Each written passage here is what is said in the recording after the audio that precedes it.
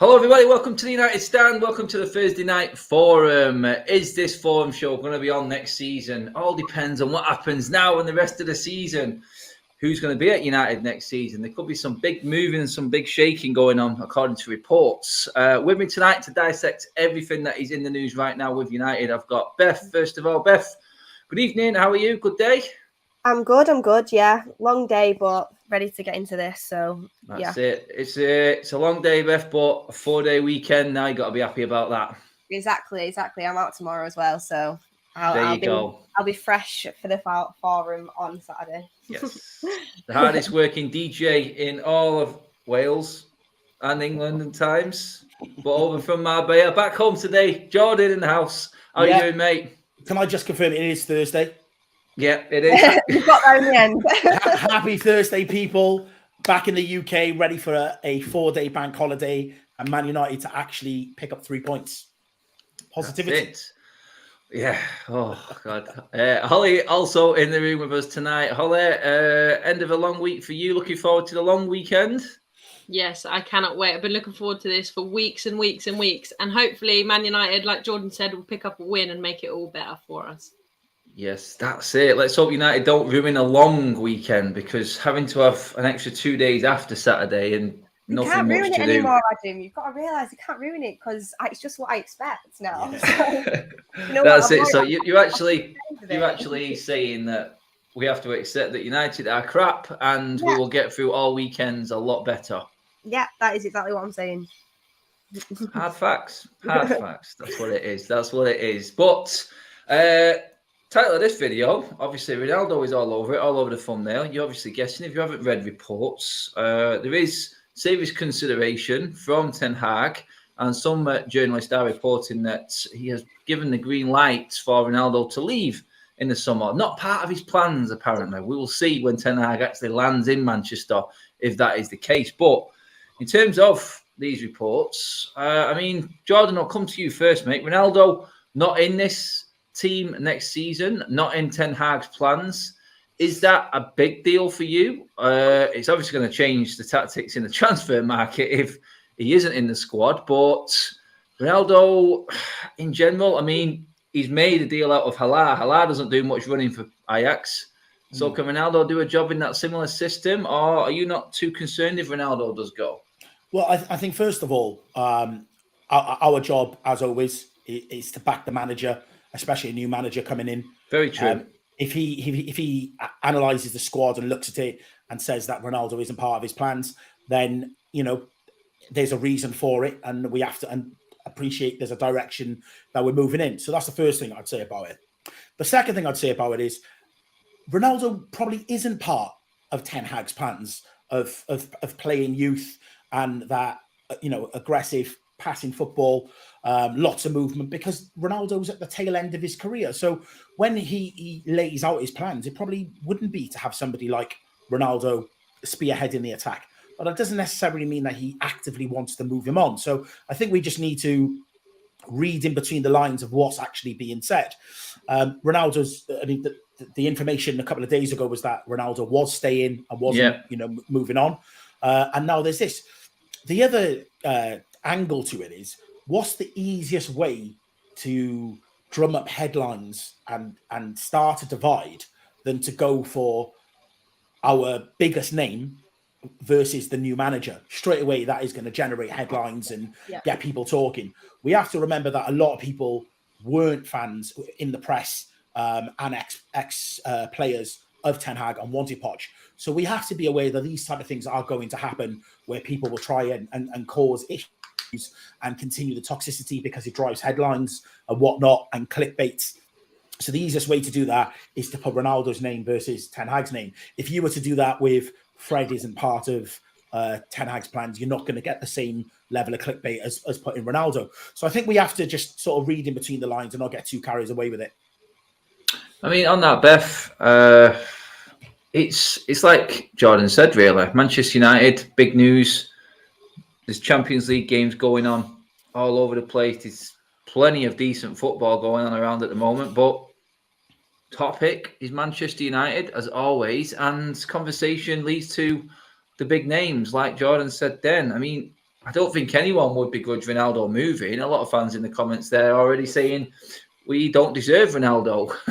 But I've said it all along. I mean, if Ronaldo wants to go, I said I didn't think he'd want to play in the Europa League or the conference, whatever we're in at the end of the season. But if he has got the character and does want to be part of the fresh start that United are undergoing, then I'm all for it, because I've said before, it will benefit the younger players coming through. And let's be honest, we can't buy that many players, can we, Beth? And another position that needs replacing, we're dropping like flies right now. It's going to be difficult to get everything in that we need for Ten Hag to even have a chance at the start. Exactly. Personally, I don't see Ronaldo going anywhere. I understand what Jordan says about the headlines and stuff, and that is something you do have to take into consideration. How is Ten Hag already getting information out that Ronaldo is not part of his plans? And we know that Ronaldo doesn't discuss anything about leaving for a different club until the season is finished. So I just can't see it happening. And if it did happen, the one thing I can think of is, where is he going to go? The only place I can see him going is like PSG, which I assume I don't think that'll happen either. So maybe he will leave, and if he does leave, great. Got to get someone in, got to invest more money into the transfer window 100%, because we have no options as strikers at the moment whatsoever. He's the only option. And even with him staying, you think you need to invest in that position. So that could be potentially 2 strikers we'd have to invest in, because that's how bad it would be if he left. Like, we've seen how poor we were trying to hit a target man when he didn't play in them games. We just don't have one. But if he does stay, like you said, it's experience for the youth players. It's experience for players coming to United. I also think it's an attraction for players coming to United when you're trying to get people to want to come. I mean, trying to say to young players starting a career, oh, by the way, you'll be training alongside Cristiano Ronaldo. It's not bad, is it? Like, players are going to take that on board. And I think you need some experience in that squad. He's one of the only ones there that has won major trophies. And I think that's what you need. So I see him staying. I see him leaving his Manchester United journey on a high, not on the way it has done this season. But if he did leave, like you said, I'm not going to sit here and moan about it. You've just got to get on with it. So either or, I'm happy with. But personally, for me, I'm leaning towards the fact I would want him to stay. And with proper coaching in this team, you could definitely see a lot more from him. Yeah, I mean, Holly, it's like, I think Ten Hag's going to need some characters with the right mentality and right outlook on how players should be and should act around Manchester United. We've seen Ronaldo come out in these interviews this season, calling out certain names without mentioning them. I think Ten Hag would, honestly, in my opinion, I think Ten Hag would love the help of Ronaldo alongside him, to be his voice out there on the pitch, on the training ground. I mean, there's no better role model in how to actually conduct yourself as a professional footballer than there is Cristiano Ronaldo. So for me, a story made up for the headlines, like Jordan said. Could you see Ronaldo wanting to leave Manchester United to finish his career off? And then thirdly, Holly, like Beth just said then, who else is going to really be able to afford him? It doesn't look likely, does it? But I mean, in terms of the team itself, would it really affect us going into this new era? Not so much in the footballing aspect. I think that we have obviously struggled to get Ronaldo involved in the game, regardless of who we're playing. But like you said, Adam, I think he would be good around the team. Like, he's probably one of the better attitudes in the dressing room that we have at the moment. He's a massive, massive influence on players, and he's a big, big personality. And he would be someone that everyone would look up to. And I don't think he's the problem in regards to attitude. I know he can get a little bit petulant in the game and stuff, but that just shows his desire to win. But also, I think the fact that he promised to kind of succeed when he came back to us is a massive part of it as well. I think he'll think this whole tenure back at United would be a failure if he wasn't to accomplish anything. So I think that would be a massive part of it. And I think his ego, as big as it is, I think he would struggle to leave now, knowing that it was kind of, he could have done better and he would want to do better with us. But like you said, guys, if Ten Hag doesn't see him as part of his plans, then what's the point in keeping him around? We need to kind of back the manager and go in his direction. We can't do that if we still have players that he doesn't see a part of the team in the future. This is it. I mean, looking ahead, and we're looking at rumours and noises coming out from all the press and all the outlets, going through names. I mean, Beth, I'll come to you this one first. Jonathan Schradjot says, Nemanja Matic, as it stands, is leaving Manchester United this summer. And I'm starting to actually go, what? Matic? And then you look at it and you go, Matic, Cavani, Pogba, Lingard, Mata, Baye, Jones, Martial, Henderson. We're into a full team. It's double figures, Beth. That's too much even for what we want in one summer, is it not? Because we know everyone's saying we need a minimum of 4 signings. That kind of worries me even more. Or should it? Should we be relying on some youth coming through? But Matic, I mean, that's another bit of experience that we're losing from this team. And one who I would say, character-wise, is someone you would need in there. Because one player you can rely on who's not going to kick up a stink and be the best professional that you could see or want young players to come through and actually look up to is the likes of Ronaldo, Matic. Never really cause any scenes, look after themselves. I'm thinking Matic going this summer would be a bit of a mistake if he's got that option for another year.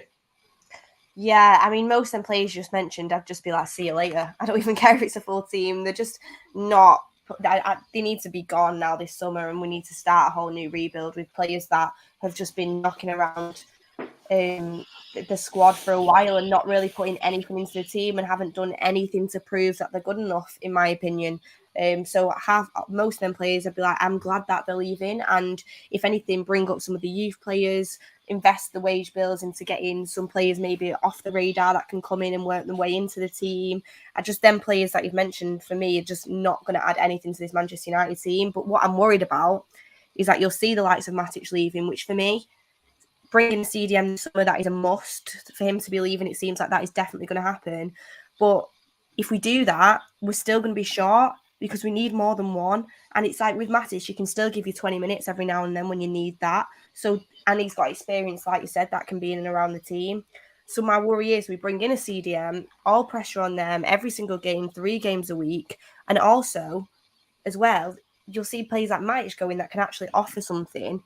Yet you might see the likes of Martial, Lingard, possibly. I mean, Lingard will probably stay, but you know that like Jones, them type of characters that aren't going to add anything to the team, possibly sticking around, which is not what I want to happen.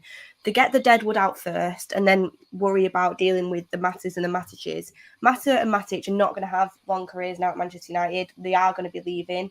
But out of everyone that's there, there's people before them that I would expect to leave the club 100%. But I'm fine with Matic to leave as long as we invest in replacements for him, and I just hope that is what the club's planning to do. But you need to buy 2 people, but I'm assuming they're just going to buy one and have McTominay there like they've done this season. I mean, are we a bit too threadbare there, Jordan? Would you keep Matic while we're in this transition? Because I say we need 2 midfielders now with Matic. If Matic goes, then does that mean Garner comes in, the pressure comes on him, the new player comes in, pressure on him? Or are we setting off this new system with the McFred? First, Steve Locke, thank you for the super chat. I'm very much aware it is Thursday, so I appreciate that, mate. I think that if we keep Matic and we go and sign a proper midfielder that goes and plays 40 games, Matic will end up being Mata 2.0, and by Christmas we'll be like, what was the point in keeping him? We should have let him go. For me, 35, 40 minutes an appearance and he's knackered. Yes, he is the only person that really understands the position. But if we bring the right midfielder in, I think that Fred and Scott then become bench options and will play your sort of 15 to 20 games that Matic is currently playing at the moment. So for me, it's all about the midfielders that we bring in now before we let Matic go. I can't see them moving McTominay and Fred on, so they're definitely staying, and they're currently first teamers. Matic isn't a first teamer, and again, you know, a lot of the players that you mentioned out of that potentially are leaving. You've actually got to look at the amount of appearances those players are making across the season. They're not our core 11. I think Pogba plays a lot of games when he's fit, but Henderson hasn't really played. Matic hasn't really played. I can't remember who else you mentioned, but they're not the core. Lingard. Yeah, Cavani hasn't been available. Lingard checked out, before Christmas. So Matic, yes, is the only one who understands the position. But if we bring a midfielder in, I just think it puts pressure on McTominay and Fred to step up on the opportunities that they do get. Yeah, I mean, Matic's leaving. Would that be a concern for you, Holly, in terms of squad depth? Because McFred, we know the limitations that they've got. I know how Ten Hag likes to play. Personally, I don't think either of them fit for me. Fred at a push in that style of football. I don't think McTominay's got the qualities to do it consistently. Matic, you could then argue the point, maybe not old enough, fit enough to continue, because a lot of Ten Hag's players play the full season. You can see the stats. Yeah. So that's another point, like Jordan said. And I totally understand what everyone's saying and what Jordan and Beth have said in terms of them players. I don't give two tosses about any of them leaving, to be honest. But looking at it, can you see this club actually replacing the midfielders? Because Pogba and Matic both leaving leaves us with McFred. That's it. It is going to have to be one hell of a midfield summer if we are going to let all of these players go in one go. Yeah, I think it's such a shame with Matic because he's got such a brilliant football brain, and we get there is really, really good points to him when you sit and watch him, especially at Old Trafford as well. He works his brain is obviously 10 times faster than his body, but the time does have to come for all players, and unfortunately his time has come where he has slowed down massively, and he can't afford to play one game a week, let alone 3. So we need someone that can. And I just think the midfield is the heart of the team as well. So if anyone has got to play there the most, I think that's the most important role, and that's the player that has to play there the most, just to trying to find a chemistry around the team. Because with Ten Hag, I think he's very much so. The more we play together, the more we build together, the more we build the chemistry together as well. So I think that will be a big point. We need someone to run the midfield, control the midfield, and build the relationships with everyone. So for me, it's time for Matic to go, because we keep him this season. That's it. We're not going to be able to keep him the season after. So we need to try and kind of cut these guys loose now. And the quicker we kind of cut them loose and find an alternative, the quicker we can move on and build something better. So it's such a shit. With McTominay and Fred as well, though, unless they play together, they don't build that perfect CDM role. And I think Matic is the only person that's actually a CDM. I think we've just been dealing with Fred and McTominay, not had the personnel to kind of push them out. And they're not, I don't think that's their cemented position. They don't play like that is. So I just don't think that's their position anyway. So we definitely need to find someone who can just run that midfield. Is it a worrying sign for you, Beth, that Ralph Rangnick, if he does have a say in terms of what he's going to relay to the new manager coming in, that he has earmarked McTominay as one of them players with leadership skills and qualities? I'd be scared if he was bigging McTominay up to Ten Hag and saying, this guy has got, he has got something, but it's very rare we see it, and it's definitely not consistent enough for us to move forward. Yeah, well, that's the thing. He's been playing the CDM role for quite a while now under Rangnick, and personally for me, he's just not a CDM, and that's why one of the reasons as well you're not seeing the best out of him, because that isn't his position. And that's the thing with Matic leaving, you're going to have to get someone in to replace him, because for me, recently when he's come on the pitch as a sub, we've massively improved each time, and that shouldn't be happening at the club. But if you're going to get rid of him, you're going to need someone who has that impact and more, because even that standard isn't good enough. With McTominay being touted as one of the leaders of the squad, definitely think he is, because, every single manager's picked him and every single manager has said them things about him. It can't be a coincidence. But it's not just about leadership qualities and being a good player in the dressing room. You've got to also bring it to the pitch, and you've got to play well every single game. This is the problem with Scott for me, is that it's just not consistent at all. He'll have a very good game, and then he'll just be non-existent for months, and then he'll have a good game again and then be non-existent for months. So you can have that leadership, and you can have the qualities needed to potentially captain a Manchester United team. This is what has come out from the managers, but you can't do it unless you actually do the first job that's most important, which is being good on the pitch. And I feel like Scott, it will always be a squad player for Manchester United. I think to come on as a possible 8 is an option for him. To come on covering as a 6 is an option for him. But as a first team player, I just don't see a place for him in the team, because he's not a good enough 8 to consistently play for Manchester United, and he's not a good enough 6 to consistently play for Manchester United. I feel like he's a decent midfielder, an average midfielder that has the qualities of a Manchester United player mentally, but on the pitch, he's just not up to standard of the elite team. So as a squad player, absolutely happy to have him there. And you know what? If he is a good influence on the dressing room, which managers said he has, then that's a positive as well. But we'll just have to wait and see what happens. It'll be interesting with McTominay, actually, because a lot of the fans don't think he's good enough. That's 100%. That is what the fan base consensus is. But every single manager that's come in has played him. So it'll be interesting to see what Erik ten Hag's take on it is. Oh, that's it. I mean, Jordan, if letting Matic go or not having a problem with him leaving this summer, is there any possibility that Ten Hag's actually looking to say, look, what's the deal with Paul Pogba here? Because we're talking about midfielders. We've not mentioned Pogba once yet in terms of that midfield. If he turns around and actually signs this deal, which, unfortunately, I'm saying unfortunately because I don't think the club should be running this way. I think if he turned down the deal once, then he shouldn't get a second chance. For me, I don't want him there. But is there a chance that Ten Hag's thinking, I could turn this player? If I can turn Tadic around, make Daley Blind play week in, week out, get Haller turning and putting in performances, can I turn around a player of Pogba's quality? Would that not be a thought process for Ten Hag at all? It must be running through his mind. I actually don't think it is. I think players like Pogba done out. Yeah, I think players like Pogba, and not digging out Pogba, but obviously the question is about Pogba. But for me, your Pogba's, your Martials, and players like that have been through multiple managers. This needs to signal the end and a new dawn for Manchester United, a new beginning for Ten Hag to come in and actually buy players that work for his philosophy, not players, big names on big salaries that he inherits and then is forced to play. You also then have the circus of every time he goes on international duty, stuff gets put out to the press, his agent pipes up. There's a million and one reasons why I just feel like for both parties, it's time to go. He's been with us for a number of years.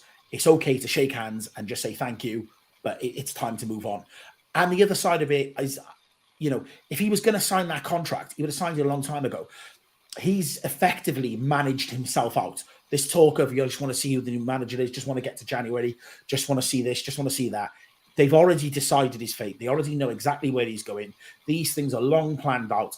The type of agent that he has doesn't make decisions willy-nilly. It's all very well thought out, so they know exactly where he could go. So we as a club shouldn't be embarrassing ourselves trying to beg a player to stay with us that clearly doesn't want to stay with us and wants to move on. Because over the course of the contract, even the greatest Pogba fans can admit he has been a disappointment. He hasn't consistently delivered for us. He's been brilliant in moments, but the handful of games where you could honestly say that he's dominated, and even in those games, he hasn't dominated for the full 90 minutes. And Pogba fans will absolutely fire pelters at me, but you know what? I don't care. It's facts. He has not delivered for us consistently. It's true. No, I think every pundit would say the same, Polly. It's one of them with Paul Pogba. He's just not done it. He's not done it consistently enough. He's got one big move left, and it wouldn't set the right tone for this reset, like Jordan's saying, in the summer. And I think he's the perfect opportunity to just say, look, yeah, we're going to lose this player twice for nothing, but we're going to make a stand there now and say, look, this is it. This is where we draw the line. No more being taken to the cleaners by agents, and we have to move on past this.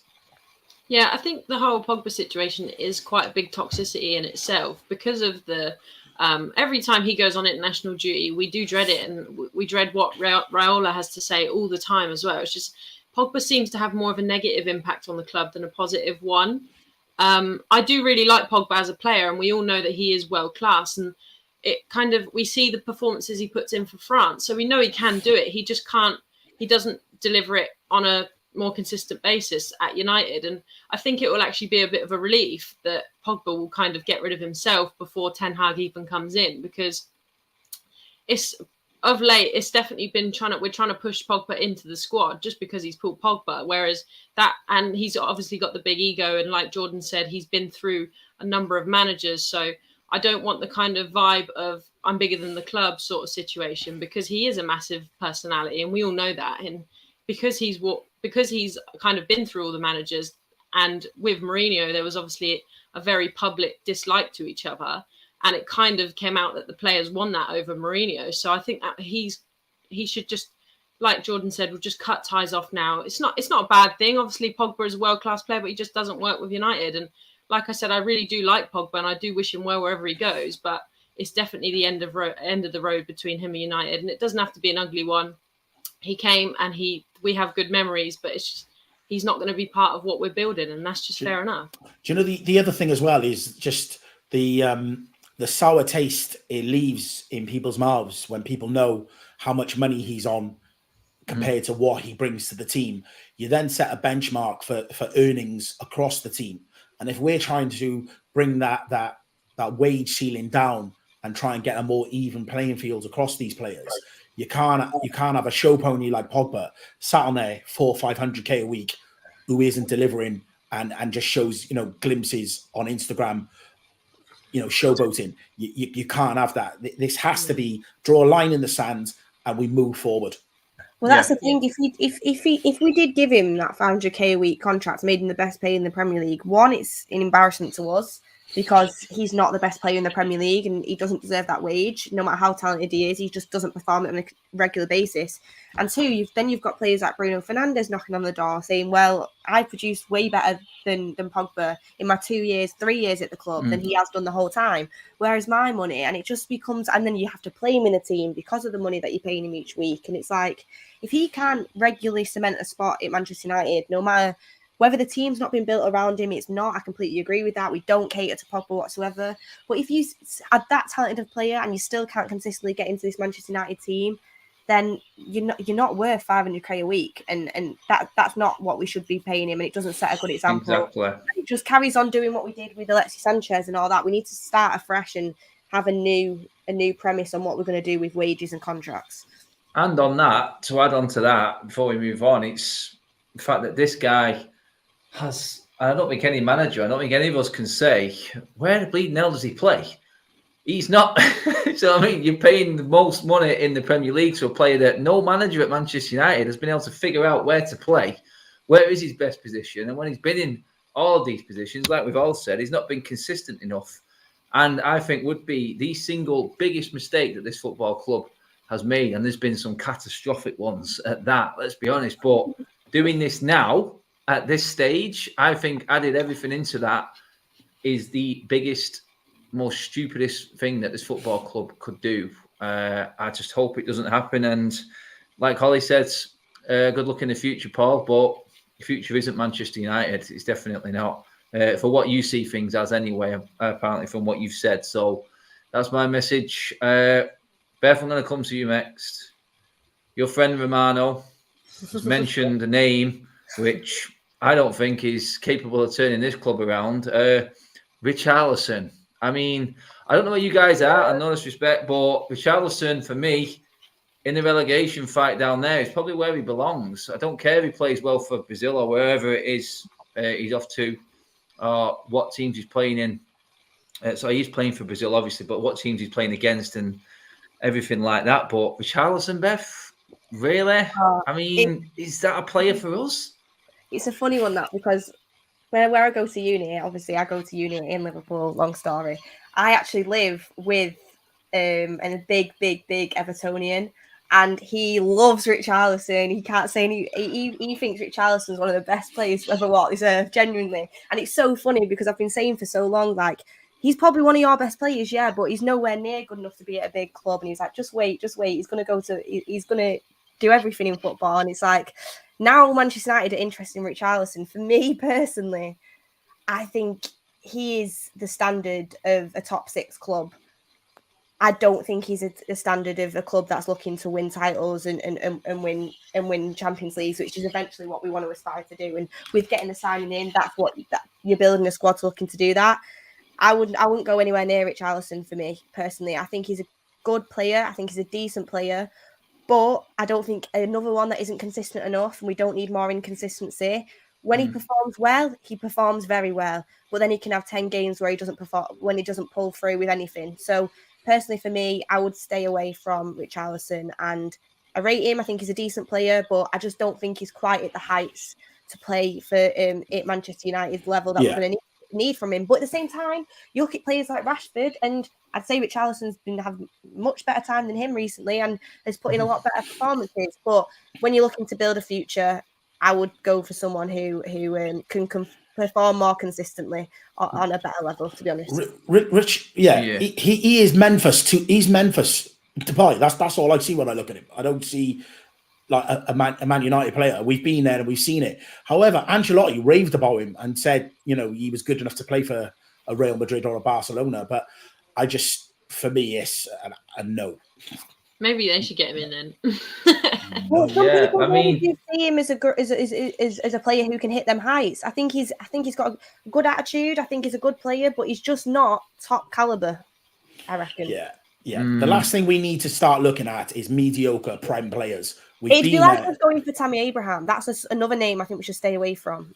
Personally. Yeah, this is it. It's like people just throwing names in there. I mean, Richarlison, for me, I look at him and I go, oh, attitude straight away. I never judge a book by his cover, Holly, but that I can remember them moments was it when Calvert-Lewin had to rip the ball out of his hands for him being petulant over a penalty. I can remember that scene, and just the way he moves around the pitch and his whole demeanour and attitude. I mean, I was up close at Goodison Park last week, and when everything's going all right, he's one of them players that obviously can shine, do what he can and look good, but I tell you what, when you're in the trenches, he just comes across to me as one of them players that's like, not my fault. I've not seen him graft hard enough. And if he was the player that everyone's raving about in a relegation fight right now with Everton, he's not been doing it and putting the shift in when the chips are down there either. Yeah. Do you know what? Sorry. Go on. I have the exact same opinion as you, Adam. I don't think he does have a great attitude, and I think he's quite petulant. I think that's kind of what we need to stay away from a little bit.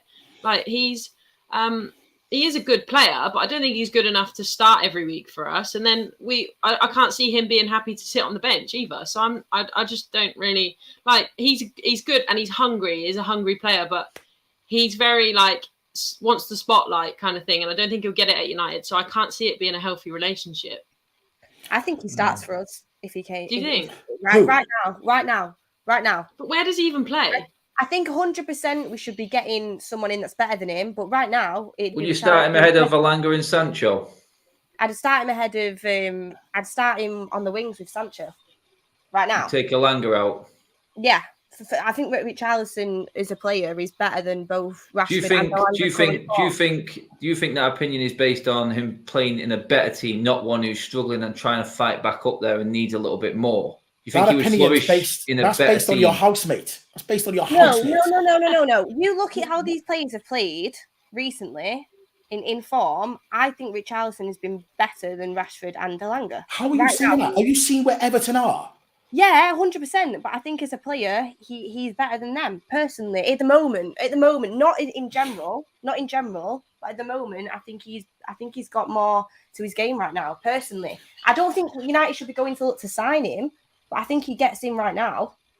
How much do you reckon would that price tag, what they're sort of looking for Richarlison, just say that conversation over?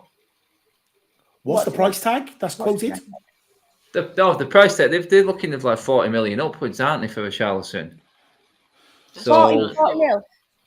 I actually don't think that's bad, 40 million, given what's in the market. That's like two Harry Maguires, like. So yeah, it isn't bad. But let me give it to you another way about strikers in the Premier League and the reason why we shouldn't be looking at strikers in the Premier League.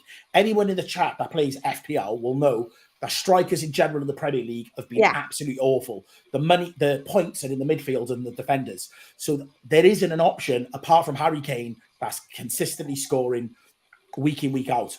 Therefore, we shouldn't be looking in the Premier League to be signing a forward. We need to have a look in Europe. And that's the exact reason why someone like Ten Hag, who knows the European market, should be looking outside of the Premier League.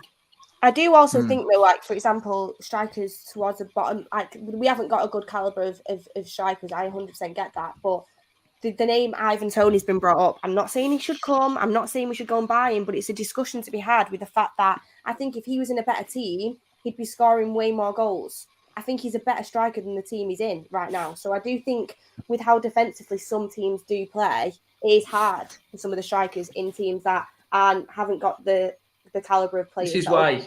When Erik came in, Tony improved massively. Yeah, remember when we said last night? Sorry, Joe. When we said our top 3 signings, when we said defender, midfielder, and attacker, I said leave the attacker because we haven't got a system in place that will suit any of the players that we're mentioning right now because they don't get enough service. The only reason Ronaldo is scoring goals is because he's Ronaldo. Let's be honest. He hasn't had many of put on a plate assists. The goals that he scored have been created, I think, through a lot of the time, his brilliance. I think all his Champions League goals are through Ronaldo's own brilliance. Obviously, let's not even get into the Spurs game because he basically won it for us on his own. Anyone coming in right now, like a Tony, a Richarlison, players of this sort of ilk, in the style of play that we're playing right now, I don't think any of them. This is why I left the striker out. I said, let's just... And this was obviously based on Ronaldo staying. If Ronaldo moves, then everything changes, obviously. But we need to let Ten Hag get in and get this style of play going. When he can build the team up to that point with Ronaldo in it next season, then look for a player that suits this system exactly. That's where I look at it because, I mean, Jordan, the Mail is saying Ten Hag is interested in Bergwijn. I mean, this just gets better and better as we go. Obviously, the Dutch connection and everything like that, but silly season, stupid, anything in that? Honestly, mate, I see nothing in that at all. Nail on the head. Silly season. We will get linked to every man and their dog. Every Dutch player, probably. It just seems to be every player at the moment. Anyway, I don't like to agree with Beth, but I do agree with her on the Tony point. I think he is a baller, and definitely could play for a top 6 club. But yeah, it is silly season. I do agree with Adam. We play against teams that we're constantly up against a low block, and we need a system that can break that down. And it doesn't matter who you put up there unless we get the midfield situation correct behind them. Yep. Whoever it is just going to be fighting a losing battle. The talk about Harry Kane playing up there and on all this nonsense. But again, unless we get the midfield right, we're always going to struggle. The trouble is, we've got such a long time before Ten Hag's. Like, we've had, how long has it been now? 10 days since he's been announced it's gonna happen. We've got so long from then till he actually comes in that people are gonna have to find ways to make headlines. And what's a better way than to pick who Ten Hag doesn't want. Like, it's just people. They need to find ways to get some publicity towards Man United and stuff like that. So some of it is going to be lies and some of it is going to be true. If he's going to be linked with so many players from now till when he actually is confirmed by the club. Well, it's like sorry, go on, Beth. I was just saying, it's like Fabrizio saying we're going to make 4 signings, if not more. I was like, I couldn't believe that. Like, He's not the only one, Beth. Most journalists are saying 4. Yeah, I thought max 3, 4. Yeah. I mean, it'll be interesting to see who we actually do sign because it's not actually that far away till the window opens, and they're going to have to start doing it quickly if they want to get 4 deals done. Well, this is it. I mean, Holly, quickly on yours. I mean, we said it last night. We went defender, midfielder, and attacker. But your main priority, a midfielder in terms of signings for this team, and who would you see ideally coming in? Yeah, I think definitely midfield has to be the preferred position to get someone in. But I also think centre back is really, really crucial because even on the games where we know Varane is quite injury prone, I don't really want to rely on Harry Maguire and Lindelof. Like, they don't work well together. I rate Lindelof when he's with Varane, but I don't rate them two together. I think they really do. They make each other look awful. So I think that would be a crucial position for me. And obviously midfield.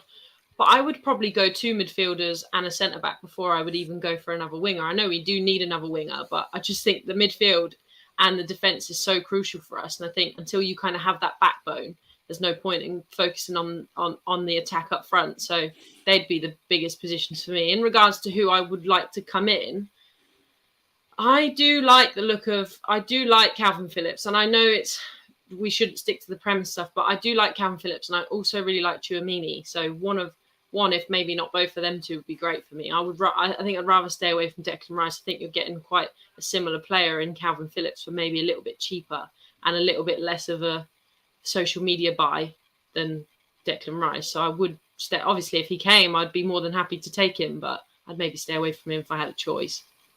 Yeah, could you see 4 coming in, Jordan, if we say let 10 go? Like, because 10 is very easily that we could let 10 go because of the list. I know, it's mad, isn't it? It's mad. It's like it seems like a big number right now, but when you break it down like I did, mate, and you nailed it before, Jordan, when you said, look at the game time and minutes that lot have had, they don't have any say or contribute anything to this football team at all at the moment, mate. And it's like all they're doing is taking that wage away. Manchester United could release maybe £1 million plus more a week in wages this summer alone. It is crazy. Yeah. And the talk of 4 or 5 out.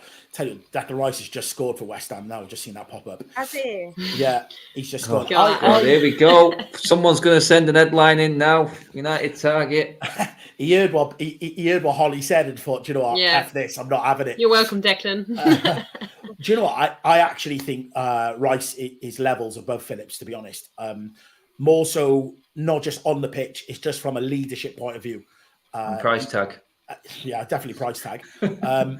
But captain of the club, the way he speaks, he is a leader. However, you know, when you're comparing Phillips, Rice, and anyone else that we're linked to, compared to our current midfield, I think we'd take anyone at the moment. Like that's just where we're at. We're in such a desperate situation. When you sit and you look at each of those 10 players, we could all sit here and name 10 players, and you actually look at them case by case, and you could give a reason as to why they will leave in the summer. So yeah, if 10 go out and 5 come in, but that 5 becomes the spine of the team, and that puts pressure on the current starting 11, then that's the way we need to go. I think with Ten Hag needs to realise, and I've said this before, you know, he has to pick his battles. He's not going to be able to fight fires all over the pitch. He needs to prioritise what needs to be done, then also needs to analyse all these players that we've got on loan, all these signings that we made and we set them on loan. They've not really had any minutes. Your Amads, your Palestris, people like that. Can they come? Can they offer us? Then the youth, is there any players in the youth? You know, and O'Neill, people like that. Can they come in? Can they relieve pressure? You're looking at 10, 15 games. Can we get out of them to get us to another transfer window? And slowly but surely, over the course of 2, maybe 3 transfer windows, we're suddenly competing then. You've got to remember, though, Jordan, who always got subbed before Phillips in the Euros, and who was the player of the Euros? I don't know.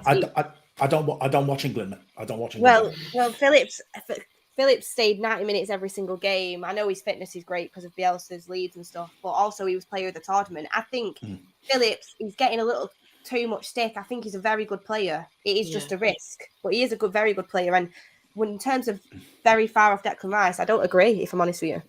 Yeah. I think he really carries himself really well as well. I think Declan Rice is a better player, but I think he's not far off. Well, look at the season. He hasn't been available for most of the season, Phillips. Yeah, I can only go by the season. Yeah, that's the trouble. Yes, that's it. And to be fair, just take the L, Beth. Just take the L. Just take it. No L. I mean, West Ham are probably about to set up a semi-final tie in Europe with Barcelona. So Declan Rice would probably look at this and go, who? Yeah. Because, let's be honest, if we're looking at it in football terms, you look at West Ham, London-based team. I mean, there's every opportunity that they could be in the Champions League. I know it sounds crazy, but right now, if it stays the same, they are literally 2 good wins away from being in the Champions League. And West Ham. Yeah. Oh my God, I've just realised that. They're winning now, and they get a semi-final. Barcelona are losing, apparently. They're losing. Barca are losing. 2-0. 3-1 on aggregate. I mean, West Ham could win the Europa League. Yeah. West Ham get through this, then Champions League football. Declan Rice, you can wave that one goodbye. And some people will say that's probably a good thing. It saves him when he goes spend it elsewhere, to Amini, someone like that. But there's too many teams in this league that are doing better than us and are more approachable, to be honest. And players must be looking at it going, Ten Hag has to move fast. I think this announcement needs to come fast. I think things need to start happening and put in place ready for the summer. I mean, you mentioned the players that are coming back from loan. Beth, I'm going to come to you on this one first. 1 goal in 10 games, 10 appearances for Anthony Martial in Seville. He's talking at the moment like he was expecting to come home. He didn't leave for Seville with that sort of mindset for me. I think he was expecting to be lauded, and the way that they built it up, he thought he would be a superstar and things would change. Now him saying, I always knew that I was coming back to United is an easy thing to say, but it's not gone well again. But this is another problem, isn't it? This is another player coming back who's on a big wage, big contract, who is out of form drastically. And again, I keep going on. I keep adding it to the list of jobs that Ten Hag has to get through when he does arrive. Martial, I mean, I said last night I'd take him over Rashford. And this is the guy 1 goal in 10. Shows you how bad our team is at the moment. The grass ain't greener on the other side, as people say a lot of the time. It was funny to me because he went out with a speech like, I don't want to... He was basically saying he's not going back to Manchester United and he's looking to leave in the summer and he feels like he could get sold to Sevilla. Now that's gone wrong. That's gone in the opposite direction of what he was thinking. Suddenly he's coming back to Manchester United in summer and he always knew that was the case. I mean, it sounds like, when you're trying to backtrack out of a situation, that's the situation that he's in right now. And to be honest with you, he has to do that because no way Sevilla are buying him after his performances there. I mean, he's not been awful, but he's nowhere near lived up to expectations. I mean, remember when they were posting him every 2 seconds on the social media? I mean, God, the amount of content they put out for him, you would think it was the world's best player going to Sevilla, and he's just not lived up to the expectation. I do think there's a good player in there, but we've been saying that for years on end now. But I do think you'll see him back at Manchester United because no one's going to buy him on the wages on. And I feel like with the failed loan spell, people are going to be against possibly even going for the loan option as well. And another thing that's in my head is why you're loaning out a 200 grand a week player that can actually do something for your team when players such as Rashford isn't performing. Like, we've needed Martial in these last few months and we've not had him. Instead, we've been loaning him out when he's an asset to us. Like, we should be using him if he's going to improve our chances of winning games. And the only thing I would hope is that he comes back with a good attitude and ready to actually work hard for the team. But it's hard to say with Anthony Martial because we've said it hundreds of times before. Got all the talent in the world, but he's never really been able to put it down on the pitch consistently. And there's always been questions over his possible attitude. So I think he could really work under Ten Hag. I do think Ten Hag will like him as a player, definitely. Yeah. It's just whether he's going to put in the position. What position? When Rangnick came in, though, apparently Rangnick said to Martial, "You'll play if you keep training like this. You'll be playing for me." So I hope maybe he does put in the training groundwork. But I'd be playing him either as a backup striker. I do think he can play that role. I don't think he can play striker every single week, but backup striker or the left winger. I've said it before. I think he's the best left winger at the club. Yeah, I think that was circumstances, though, wasn't it? With Martial going out on loan, I think the Greenwood issues, Cavani's injuries, Rashford's form wasn't as bad in January as it has been. So I think we're the only club that can go from being too squad heavy to suddenly threadbare in one transfer window. Like what happened during January was madness, really, when you come to think of it. But yeah, I mean, for Martial's left himself in a really sticky situation now because very short on options, and this is always the risk of loans, especially when a player has that kind of value, is that you go out and you showcase yourself to the rest of Europe, and now the options of who's going to take him are thinner than ever.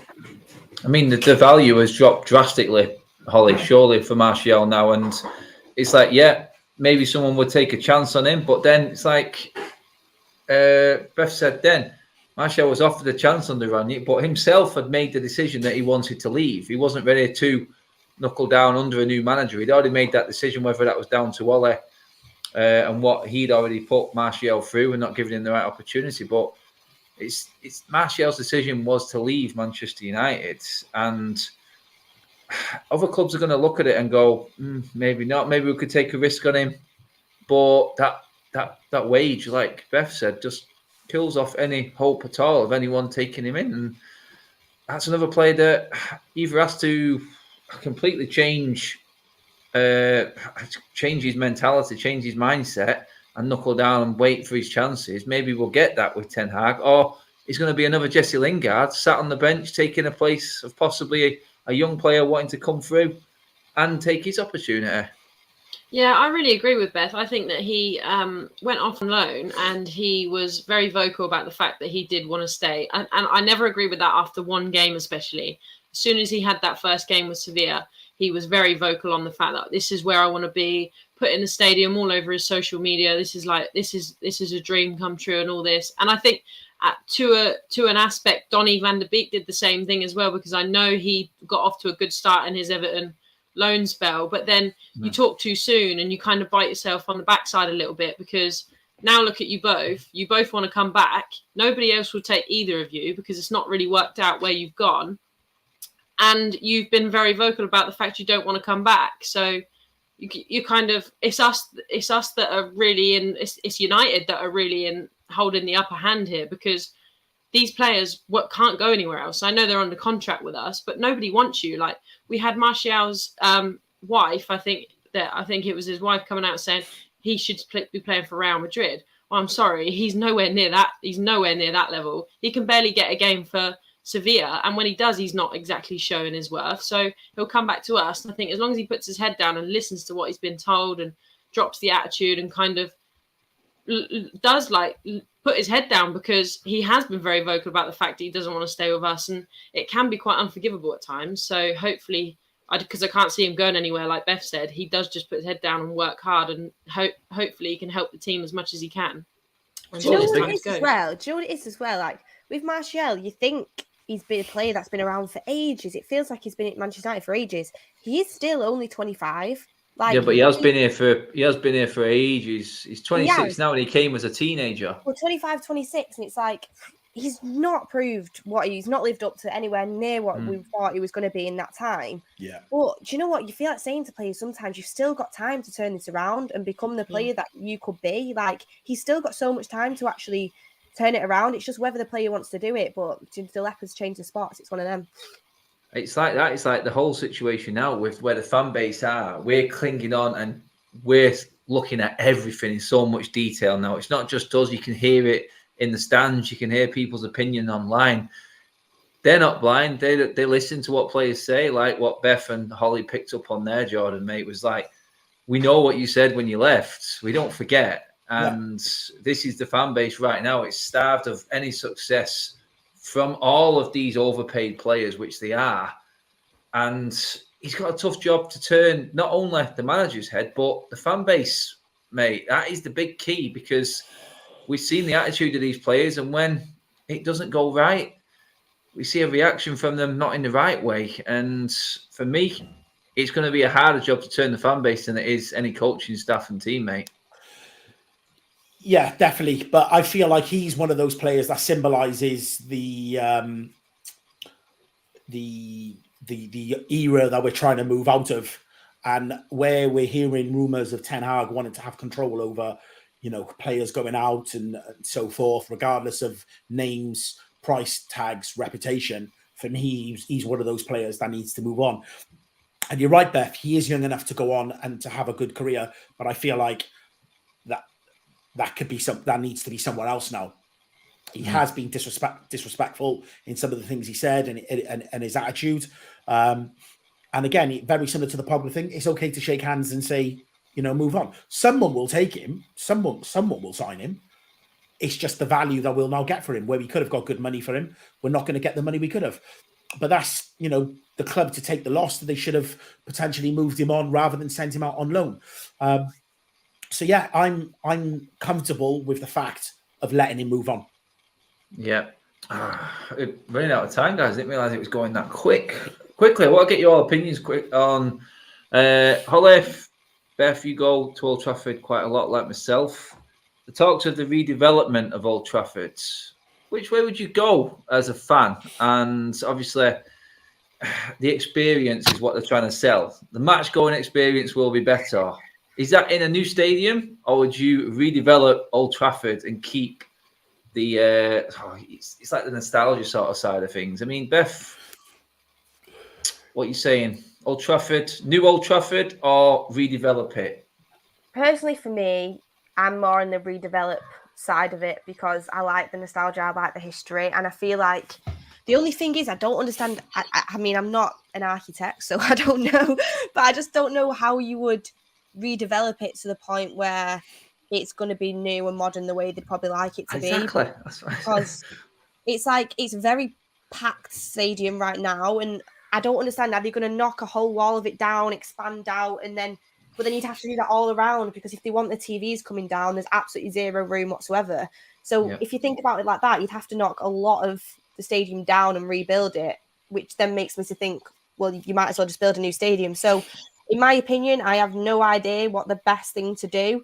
But if it's possible to keep the stadium and just revamp it to make it how they want it to be, then I'd definitely go down that route. But it depends whether it's possible or not. Because when I go into Old Trafford, God, yeah, there's leaks everywhere, and yes, there's stuff wrong with it, and yes, it needs improvement. But it's my favourite stadium. I mean, you would be biased, but it's got all the history there.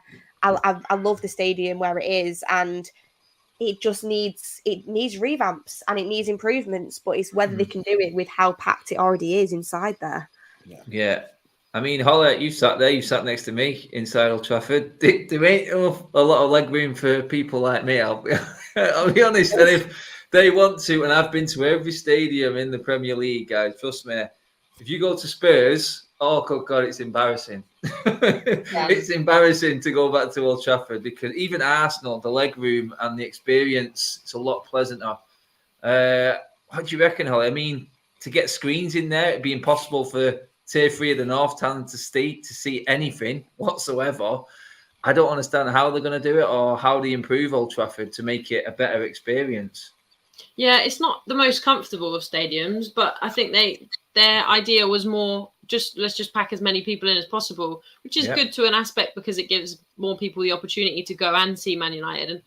And from a personal aspect of myself, obviously, the only good thing about going to see Man United at one point was obviously being in Old Trafford because I think it is a massive attraction. And I think to get rid of it and go again, you'd be a little bit like you would be obviously breaking down a lot of the history, but would it bring the same attraction as Old Trafford does now? And it's a big question, obviously, not that I care really whether it brings in any money and stuff like that, because it's nothing to do with us. But I do think the nostalgia period would die down a lot with a new stadium. But whether it would matter or not, you see, Tottenham fans have never really looked back since they've had their new stadium built. So until we kind of know what the plan is, it's hard to have an opinion on it. Yeah, biggest idea, or the one that's pushing out more, Jordan, is redoing the South Stand. I mean, where the hell are all them prawn sandwich brigades going to sit if they tear down the South Stand for a season, mate? I mean, I don't think they could afford that one, pal. Guys, for me, I don't want a new stadium. I think I'm on that. I look at it and you think that we are losing our identity now. We build a new stadium, and under these owners, we spend the money on a new stadium. You can forget about decent money going into transfer spends and whatnot. They will literally loot us for every penny we can because they're not going to want it to affect their dividends. Apparently, it's going to cost the same amount to refurb as it would be to rebuild. That's what it says. It's going to cost around about 400 million to do the South Stand, but maybe 1.5 billion to rebuild a stadium. Yeah, it's completely completely different costings. They then do that. We then won't be Old Trafford or even New Trafford. They will then sell the naming rights to pull the money in. We will become even more soulless than we are already. The direction we're already going in if we build a new stadium. Unfortunately, that's just where we're at. And in terms of the screens, they can be clever. There's no reason why you can't have pop-up screens every so ever many rows that come up in seats and whatnot for people to see anything that they want to see. It doesn't have to be every. There's ways around it. There's people that come in and can look at these things. And to us, because it's not what we do, we just think it's an impossible job. Trust me, there's ways for people to do it. There's listed buildings all over the world. People can renovate. The people that built the Spurs Stadium are now in charge of the construction and the ideas for regenerating or rebuilding a new Old Trafford. It's the same people. So that, I mean, Beth, you was at the Metropolitano in Madrid. Now that's a stadium that's built for fans. That is built for fans.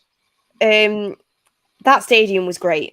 You can just tell how much work's gone put into that, and I agree. The fan atmosphere was great. I hate to say it, but they have some very good fans. But I also think the stadium made them look even better because of the way it was laid out.